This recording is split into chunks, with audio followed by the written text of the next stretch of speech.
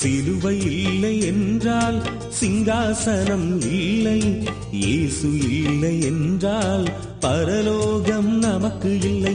சிலுவை இல்லை என்றால் சிங்காசனம் இல்லை, இயேசு இல்லை என்றால் பரலோகம் நமக்கு இல்லை.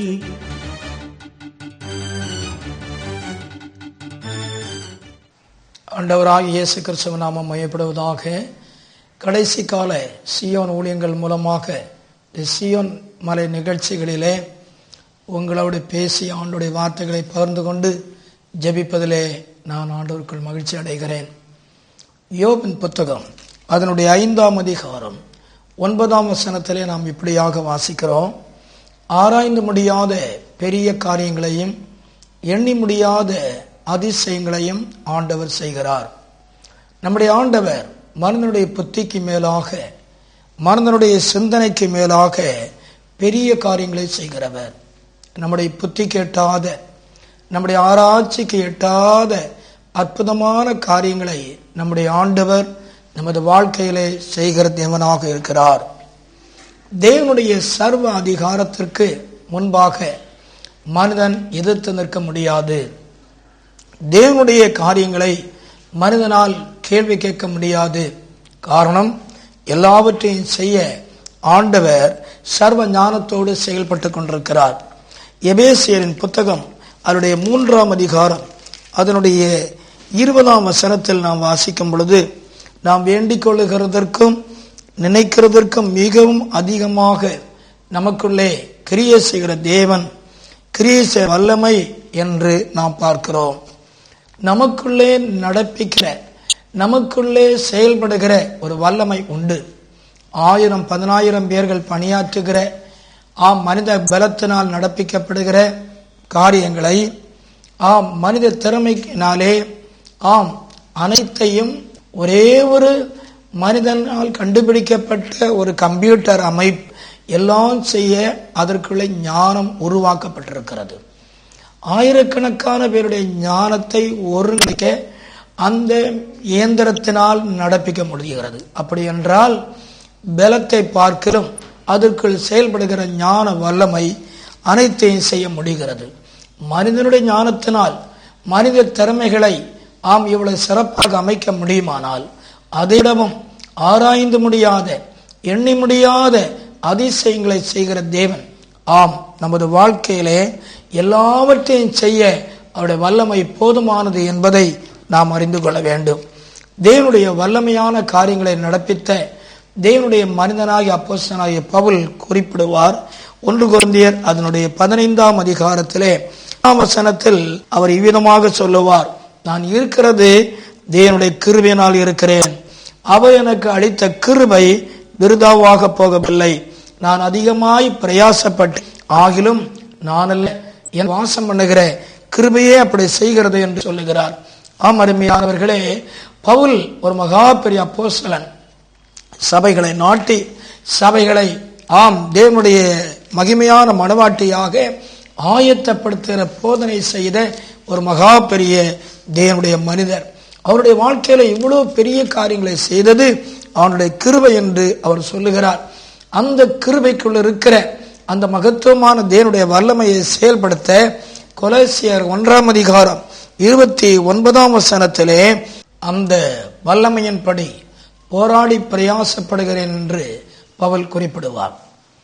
ஆராய்ந்து முடியாத அந்த பெரிய காரியங்களையும் எண்ணி முடியாத அதிசயங்களை செய்கிற மகிமையான ஆண்டவர், அந்த கிருபையின் அந்த மகத்துவம், தேவனுடைய வல்லமை பவுலுக்குள் செயல்பட வைத்தது போல நமக்குள்ளும் தேவனுடைய வல்லமை உண்மையாக செயல்படுமானால் அது எவ்வளவு பெரிய அரிதான காரியங்களை நாம் எளிதாக செய்ய தேவன் சித்தம் கொண்டிருக்கின்றார்.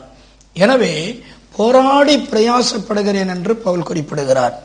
நாம் போராட வேண்டிய காரியங்கள் எபிரேயர் 12ஆம் அதிகாரம் அதனுடைய 4ஆம் வசனத்தில் பவுல் குறிப்பிடுகிற வேளையிலே, பாவத்துக்கு விரோதமாக நாம் போராட வேண்டும்.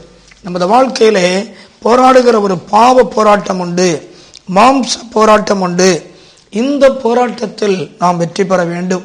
இன்றைக்கு நாம் தேவனுடைய வல்லமை ஆராய்ந்து முடியாத அந்த பெரிய காரியங்களை ஏன் நம் மூலமாக நமக்குள்ளே நம் குடும்பங்களிலே, கைகளின் பிரயாசங்களிலே, வாழ்க்கையில காண முடியவில்லை என்றால் பாவத்திலே போராடி வெற்றி பெற முடியவில்லை.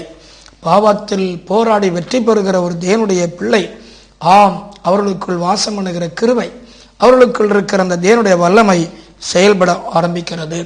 யூதாவின் புத்தகத்தில் 3ஆம் வசனத்திலே விசுவாசத்திற்காக போராட வேண்டும் என்று பவுல் குறிப்பிடுகிறார். ஆண்டவர் நமக்குள்ளே ரட்சிக்கப்பட்ட அன்றைக்கே அந்த விசுவாசத்தின் மூலமாக செயல்பாடுகளை ஆரம்பித்திருக்கிறார். அந்த விசுவாசத்தின் மூலமாக நாம் உலகத்தை ஜெயிக்கிறோம். அந்த விசுவாசத்தின் மூலமாக பாடுகளை சந்திக்கிறோம், சகிக்கிறோம், பாடுகளை மேற்கொள்ளுகிறோம். அருமையானவர்களே, விசுவாசத்தில் ஒரு போராட்டத்தை பவுல் சந்தித்ததை குறித்து 2 தீமோத்தேயு 4:7 சொல்லுவார், நல்ல போராட்டம் போராடினேன், ஓட்டத்தை முடித்தேன், விசுவாசத்தை காத்து கொண்டேன் என்று. அருமையானவர்களே, நாம் விசுவாசத்தின் நிமித்தம் சில பாடுகளை சந்திக்க வரலாம், விசுவாசத்தின் நிமித்தம் நிந்தனைகளை சகிக்கலாம், விசுவாசத்தின் நிமித்தம் கண்ணீர்களை கடந்து வரலாம். ஆனால் நாம் போராட வேண்டும்.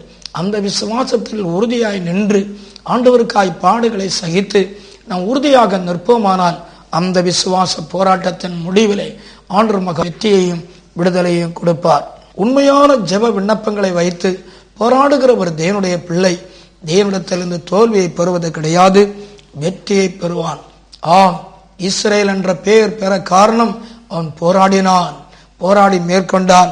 கொலோசியர் 4ஆம் அதிகாரத்தினுடைய 12ஆம் வசனத்திலே நாம் வாசிக்கிறோம், எப்பாப்ரா என்கிற அந்த தேவனுடைய மனிதனை குறித்து நாம் வாசிக்கிறோம்.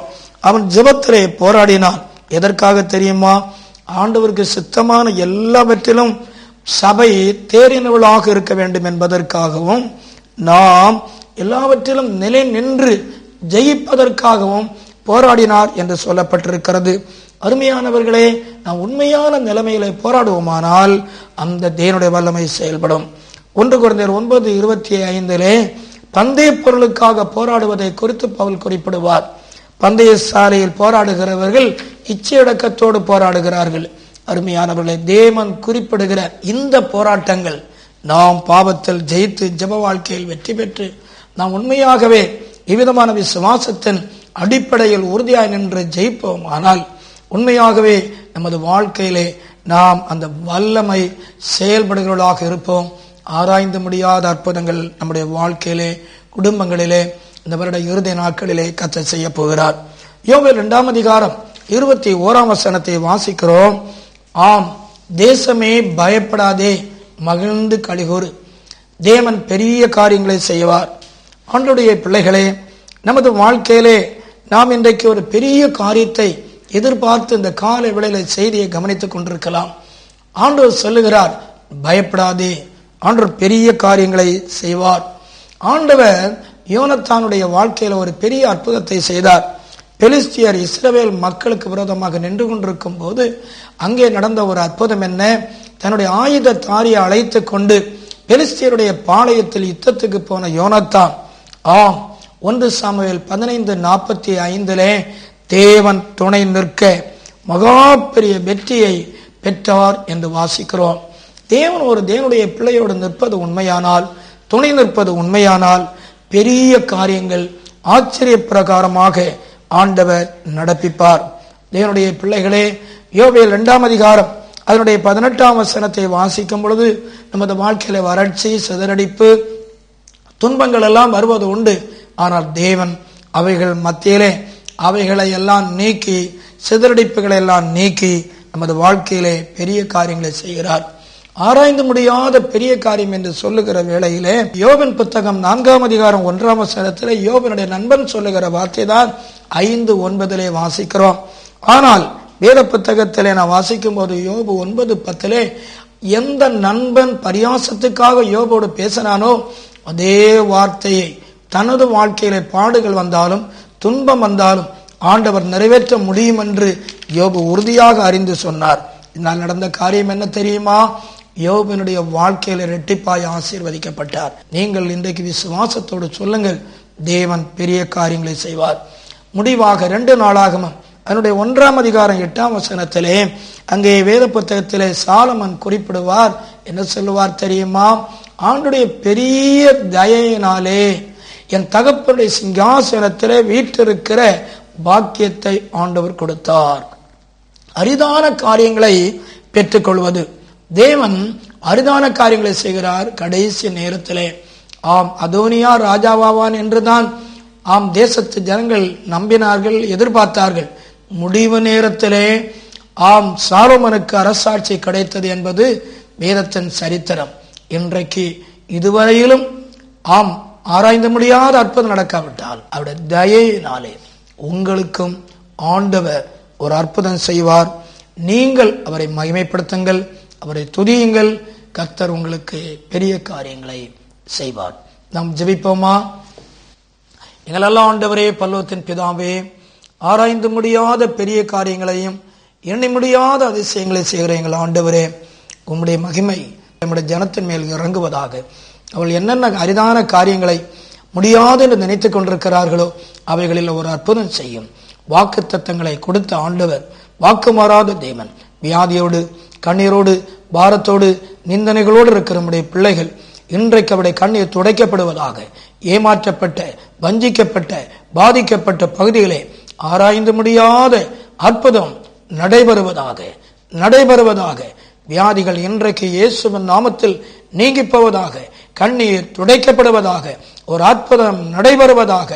ஆராய்ந்து முடியாத பெரிய காரியங்களையும் எண்ணி முடியாத அதிசயங்களையும் ஆண்டவர் செய்ய ஆரம்பித்ததற்காக உமக்கு நன்றி. இயேசுவின் நாமத்தில் பிதாவே, ஆமென், ஆமென். ஆண்டவர் உங்களை ஆசீர்வதிப்பார்.